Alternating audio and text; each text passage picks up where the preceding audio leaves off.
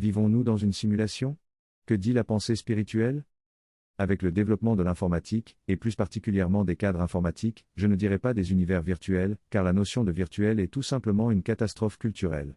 Un choix de concept parfaitement malheureux pour désigner des objets informatiques. Avec le développement de l'informatique, des physiciens et des philosophes ont fini par se poser la question de savoir si notre réalité n'était pas en fait une simulation. Donc une chose de type informatique, non, je ne dirais pas virtuelle. Vivons-nous en réalité dans une simulation informatique, au sens suivant, serions-nous branchés sur une simulation, alors même que nous croyons vivre directement à même la réalité? La question est mal posée, en réalité. Nous, les humains terrestres. Nous avons la fâcheuse tendance à croire que la réalité se limite naturellement à l'idée des objets physiques. Et c'est pourquoi dès qu'un objet donné n'est pas définissable au premier degré comme un objet physique, nous essayons naturellement de le pousser hors du domaine de la réalité. C'est ainsi que nous opposons les rêves et la réalité, rêve ici au sens des activités oniriques de notre subconscient. C'est ainsi que nous opposons le virtuel et la réalité. Et nous ne sommes même pas encore guéris de l'opposition fallacieuse entre l'artificiel et le naturel. Alors que nous savons depuis plus d'un siècle maintenant, que les deux sont composés exactement de la même matière atomique. La réalité c'est l'ensemble de tout ce qui existe. Peu importe si cet ensemble est fini ou infini. Et peu importe les modalités d'existence de chaque objet au sein de la réalité. Entendu que la notion d'objet est ici à prendre au sens générique. Une onde électromagnétique est un objet, une onde sonore est un objet, une image mentale que vous visualisez dans votre esprit, est un objet. Non, la réalité n'est pas l'ensemble des objets physiques. C'est l'ensemble de tout ce qui existe. Une prothèse électronique est un objet réel. Un programme informatique est un objet réel. Un objet dans un jeu vidéo est un objet réel. Un objet dans votre rêve est un objet réel. Si quelque chose se pince dans votre mental à la lecture de ce qui précède, c'est que votre mental est encore colonisé par une conception physicaliste étriquée de la réalité. Si nous étions dans une simulation informatique, au lieu d'exister directement à même un cadre physique, cette simulation informatique serait elle-même un objet réel, et in fine elle obéirait aux lois fondamentales de la réalité. Qu'est-ce qu'une simulation informatique exactement? Intéressons-nous à l'aspect fonctionnel d'une simulation informatique. Nous avons d'une part un programme informatique, qui consiste qualitativement en un texte en langage de programmation informatique, et qui consiste substantiellement en un support physique encodé, lequel support physique est arrangé pour produire ce que nous allons appeler un décor informatique, lequel décor informatique est projeté sur un écran ou dans un volume, hologramme. Et nous avons d'autre part un expérienceur, qui va faire l'expérience d'interagir avec le décor informatique. Ce que sous-entend l'hypothèse selon laquelle nous serions dans une simulation informatique, c'est que le décor informatique serait projeté directement dans la conscience de l'expérienceur. Dans la définition normale d'une simulation informatique, le décor informatique consiste substantiellement en des objets électroniques ou photoniques, qui ont, aux yeux de l'expérienceur, l'apparence d'objets physiques, donc d'objets atomiques. Que le décor informatique soit projeté sur l'écran de votre ordinateur, ou sur l'écran d'un casque d'immersion, non, je ne dirais pas casque de réalité virtuelle, ou sur un volume holographique. Les objets du décor informatique demeurent des objets électroniques ou photoniques. Dans l'hypothèse qui dit que nous serions dans une simulation informatique, l'idée implicite c'est que la dite simulation informatique serait directement branchée sur notre conscience. De sorte que le décor informatique de la simulation informatique serait la seule chose que nous connaîtrions de la réalité. Mais, un instant. Nous n'aurions aucune raison de qualifier d'informatique une telle simulation. Et nous n'aurions même aucune raison de qualifier la chose elle-même de simulation. L'idée de simulation informatique vient d'une conception de la réalité au sein de laquelle nous admettons que nous avons réellement un cerveau, et que nous sommes réellement entourés d'un cadre constitué de quanta élémentaires se combinant pour donner des atomes, des particules, des ondes, des champs, etc. Et c'est au sein d'une telle conception que nous pouvons dire que la simulation est un dispositif qui produit des objets électroniques ou photoniques. Car une simulation est alors en définitive un simple objet au sein de cette conception de la réalité. Si l'hypothèse disait que la simulation est branchée directement sur notre cerveau, alors il y aurait une contradiction interne dans les termes de l'hypothèse. Comment cela? Si la simulation est branchée directement sur notre cerveau, cela signifierait que le décor de la simulation est directement projeté dans notre cerveau. Et cela signifierait que notre expérience de la simulation serait notre seule expérience de la réalité. Alors l'expérience même d'avoir un cerveau serait un produit de la simulation. De sorte que nous ne pourrions pas nous prononcer concernant la question de savoir si nous avons réellement un cerveau indépendamment de la simulation. Voici le raisonnement en lui-même. Si la simulation est directement branchée sur notre cerveau, alors c'est directement à l'intérieur de notre cerveau que nous ferions l'expérience de percevoir et d'interagir avec le décor de la simulation. Notre expérience d'avoir un corps ne serait pas une expérience au premier degré, ce serait le résultat de notre interaction avec la simulation, au-dedans de notre cerveau. Or l'idée d'avoir un cerveau serait liée à l'idée d'avoir un corps. Mais ce corps n'est pas autre chose qu'un objet de la simulation, formé par l'interaction entre notre conscience et la simulation. Si l'hypothèse disait que la simulation est branchée directement sur notre cerveau, cette conception des choses serait elle-même une conception née de la simulation. Et la seule formulation correcte de l'hypothèse de la simulation serait de dire que la simulation serait branchée directement sur notre conscience. Car nous savons que nous avons une conscience, ou que nous sommes une conscience. Mais nous ne pouvons pas savoir si nous avons un cerveau, si l'hypothèse de la simulation est vraie. À partir de là, nous n'avons en réalité aucune raison d'appeler cette chose simulation. Car toute l'idée de l'hypothèse de la simulation, nous vivrions dans une simulation, repose sur l'hypothèse que nous avons un cerveau. Et que c'est directement sur ce cerveau que la simulation serait branchée. Disons-le encore une fois, si l'hypothèse de la simulation était vraie, alors nous ne saurions dire que cette simulation serait branchée directement sur notre cerveau. Car nous ne pourrions pas savoir, en premier lieu, si même nous avons un cerveau. Tandis qu'il serait certain que notre expérience d'avoir un cerveau serait directement un résultat de notre expérience générale de la simulation. De fait, nous n'avons pas besoin de poser l'hypothèse de la simulation. Nous aurions seulement besoin de poser la question de savoir quelle est la nature de notre interaction avec la réalité. Nous ne pouvons pas nier le fait que nous avons, ou que nous sommes, une conscience. Peu importe ce qu'est cette conscience exactement. Et il est indifférent, à ce stade de la réflexion, que l'individu que nous sommes croit être la seule conscience qui existe, tandis que tous les autres individus ne seraient rien de plus que quelque forme de résultat de l'interaction entre notre conscience et la réalité. Ou que l'individu que nous sommes accepte l'idée que les autres individus ont le même statut que lui-même. Cela est indifférent. La vraie question c'est, quelle est la nature de notre interaction avec la réalité ? Quelle que soit la nature de la réalité elle-même. Est-ce que notre expérience de la réalité est générée par quelque chose qui se projette directement dans notre conscience, sous la forme générique d'impulsions énergétiques ? Si c'est le cas, alors l'expérience que nous avons d'une réalité constituée de quanta, d'atomes, de particules, d'ondes et de champs, serait le résultat de notre interprétation interne des impulsions énergétiques projetées directement dans notre conscience.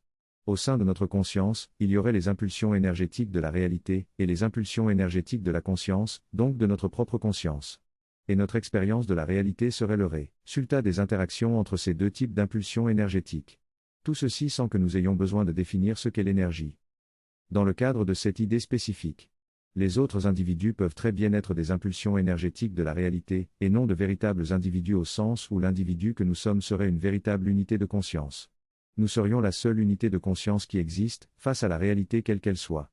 Et les autres personnes auraient fondamentalement le même statut que les pierres et les nuages, non pas de réelles unités de conscience, mais seulement des impulsions énergétiques de la réalité. Si nos impulsions énergétiques de conscience devenaient assez fortes pour modifier le régime énergétique des impulsions énergétiques de la réalité qui circulent dans notre conscience, alors nous pourrions avoir le pouvoir de transformer concrètement n'importe quelle personne, en fleur, en chaise, etc. Mais les autres individus peuvent aussi être de réels individus. Donc de réelles unités de conscience, ayant en elles des impulsions énergétiques de la réalité qui circuleraient dans leur conscience. Et ayant aussi, ainsi, une véritable expérience de la réalité, issue de leurs interactions avec ces impulsions énergétiques de la réalité. Mais, si tel est le cas, nous n'aurions pas réellement d'interaction avec ces autres individus, ce sont les impulsions énergétiques de la réalité qui circulent dans notre propre unité de conscience, qui nous apporteraient l'information de l'existence de ces individus. Et c'est seulement avec les impulsions énergétiques de la réalité que nous serions en interaction. Cette conception des choses entraîne des problèmes qui se situent aux frontières des contradictions. Ou des paradoxes. Par exemple, si les autres individus existent réellement comme des unités de conscience au même titre que l'individu que nous sommes nous-mêmes. Alors, à minima, chaque interaction énergétique entre une impulsion énergétique de la réalité et une impulsion énergétique de la conscience chez un individu, devrait émettre une quantité infinie d'autres impulsions énergétiques qui auront statut d'impulsion énergétique de la réalité. Afin qu'un individu quelconque puisse percevoir ce que ferait un autre quelconque individu. Et la même chose devrait se passer quand deux objets quelconques de la réalité interagissent. C'est-à-dire quand deux impulsions énergétiques de la réalité interagissent entre elles à l'extérieur de toute unité de conscience. C'est la condition nécessaire pour que l'individu que nous sommes puisse par exemple constater le matin que le soleil s'est levé. Et que le livreur a déposé le courrier. En développant ce raisonnement, on doit aboutir à la conclusion selon laquelle, il n'est pas suffisant de supposer que notre expérience de la réalité consisterait essentiellement en ce que des impulsions énergétiques de la réalité rentrent et circulent dans notre unité de conscience. Il faut supposer que nous sommes réellement en face de la réalité, que nous en faisons partie, et que nous interagissons nécessairement avec des formes énergétiques intrinsèques selon une multiplicité de modalités. Qu'est-ce que cela veut dire ? Cela veut dire que, quand nous buvons une tasse de café ou une tasse de thé, nous sommes réellement dans une forme énergétique que nous appelons corps physique, et en nous identifiant à cette forme, nous tenons vraiment avec notre main et nos doigts une forme énergétique que nous appelons tasse de café ou tasse de thé. Il ne s'agit pas d'une interaction dans notre conscience entre deux types d'impulsions énergétiques, de la réalité et de la conscience. Il s'agit vraiment d'interactions entre notre conscience elle-même enchâssée dans une forme énergétique donnée, notre corps, et des formes énergétiques externes, ici la tasse de café ou de thé. Des interactions qui passent par notre corps, par défaut. Qu'est-ce qui vient de se passer? Le raisonnement nous a sortis naturellement et implacablement de toute modalité d'hypothèse de type simulation. Même si nous n'avons pas pris le temps d'expliciter pleinement la démonstration, mais nous en avons indiqué les grandes lignes. La seule situation qui soit réellement possible, c'est celle-ci, nous sommes une unité de conscience, nous sommes enchâssés dans une forme énergétique particulière, le corps. Et nous sommes face à un zoo énergétique peuplé d'une multiplicité de formes énergétiques, quanta, atomes, rayonnements, étoiles, nuages, papillons, etc. Et nous interagissons réellement avec ce zoo énergétique. Comment nous interagissons avec le zoo énergétique de la réalité, en sachant que notre propre corps doit déjà compter comme un élément de ce zoo énergétique? En résolution définitive, nous interagissons avec la réalité par le moyen de champs énergétiques, d'ondes énergétiques et de fibres énergétiques. Par exemple, ce qui fait que nous sommes enchâssés dans un corps et que cette association tienne, c'est une interaction entre l'un de nos propres champs énergétiques et l'un des champs énergétiques du corps. Toujours en résolution définitive, les modalités de nos interactions avec la réalité dépendent de notre niveau de puissance énergétique. Plus nous sommes faibles énergétiquement parlant, plus nos interactions sont déterminées et dictées par les propriétés ataviques des formes énergétiques du zoo énergétique de la réalité. À commencer par les propriétés ataviques de la forme énergétique qu'est notre complexion psychobiologique, psychologique et biologique. Plus nous sommes forts énergétiquement parlant, plus nous avons la capacité d'influencer les choses et de générer de nouvelles interactions. Par exemple, nous pouvons émettre des rayonnements énergétiques susceptibles de stimuler la guérison sur une personne ou un animal, ou par exemple encore nous pouvons percevoir les ondes psychiques ordinaires qui émanent du cerveau des hauts, d'hommes et des animaux. Quelle est la conclusion nécessaire de tout cela? C'est que, la bonne question n'est pas de savoir quelle serait la véritable nature de la réalité. Puisqu'il est suffisant de dire que la réalité est un zoo énergétique dont nous faisons évidemment partie. Il y a des questions intéressantes, comme celle qui s'intéresse à déterminer les propriétés ataviques des formes énergétiques de la réalité, comment fonctionne le foie, comment naissent les étoiles, comment soigner une cardiopathie, etc. Et du traitement rationnel de ces questions, naissent des sciences et des technologies. Mais quelle est la question la plus importante? C'est la question de savoir comment augmenter significativement notre puissance énergétique fondamentale. Car ce que nous voulons fondamentalement, c'est être davantage capable de maîtriser nos interactions avec la réalité, plutôt que de subir les interactions par défaut issues des propriétés ataviques de la réalité. Pour finir, disons quand même quelques mots sur la forme classique de l'hypothèse de la simulation, car ce n'est pas la forme classique que nous avons discutée ici, c'est la forme alternative. Que dit la forme classique de l'hypothèse de la simulation? Elle dit ceci, et il faut la formuler correctement, ce qui n'est pas toujours le cas quand les gens en parlent, car les gens mélangent sans s'en rendre compte les deux formes. La forme classique dit ceci, s'il est possible de créer une sorte de jeu vidéo hyper complexe dans lequel les personnages informatiques seraient assez sophistiqués pour développer une forme de conscience de soi. Alors, en appelant simulation cette sorte de jeu vidéo hyper complexe, rien n'interdit de penser que nous serions en réalité des personnages informatiques dans une simulation. Si c'est effectivement le cas, l'idée que nous serions des personnages informatiques dans une simulation, mais des personnages assez sophistiqués pour disposer d'une conscience de soi. Si c'est effectivement le cas, alors cela ne change strictement rien à ce que nous venons d'expliquer ci-dessus. La propriété de la conscience de soi ne saurait être une illusion de conscience. Cette propriété est juste un autre nom pour dire qu'une unité d'intelligence est devenue capable de se reprogrammer elle-même, plus ou moins totalement. Si nous sommes des personnages informatiques dans une simulation informatique, et si nous sommes dotés de conscience de soi, alors il se passe exactement ceci. Les êtres qui nous ont programmés, on va supposer qu'ils sont plusieurs, car il n'y a pas de raison de postuler qu'il n'y en aurait qu'un seul.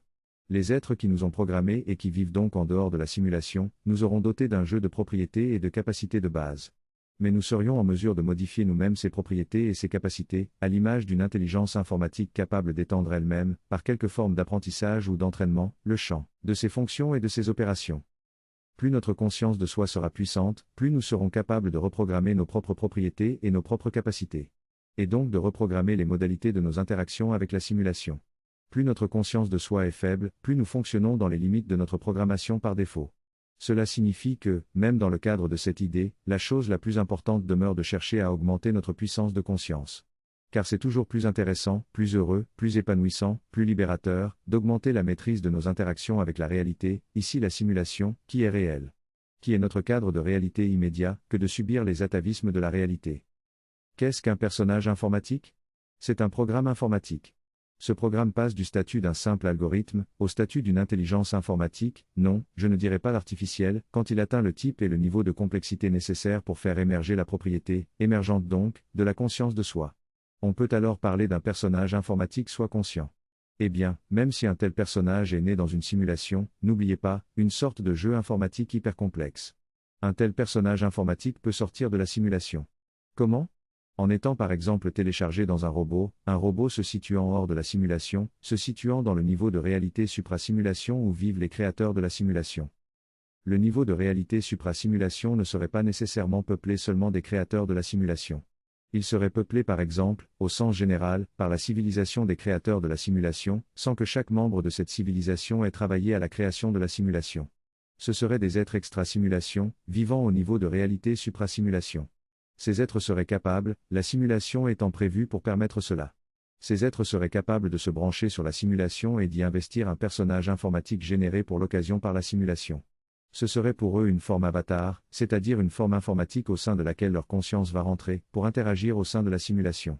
Ce seraient donc des supravisiteurs au sein de la simulation, de faux personnages informatiques ressemblant aux personnages informatiques autochtones de la simulation. Mais de vrais êtres extra-simulation circulant au sein de la simulation avec une forme avatar. Pour un supravisiteur, la forme avatar peut être dotée de capacités supérieures. Supérieures aux capacités programmées de base des personnages autochtones de la simulation. Au sein de la simulation, des supravisiteurs peuvent se doter des capacités supérieures qu'ils veulent. Comme celle de se téléporter partout où ils veulent dans la simulation, ou celle de lire dans les pensées, ou de créer des objets par la pensée. Techniquement, plus un personnage autochtone va développer sa force de conscience, plus il sera capable lui aussi de développer des capacités supérieures. Il est à noter un dernier point. Si l'hypothèse classique de la simulation est vraie, alors nous n'avons aucune raison de supposer que nous pourrions avoir la moindre idée de ce à quoi pourrait ressembler le niveau de réalité suprasimulation. Et déjà nous n'aurions pas le droit de stipuler que nous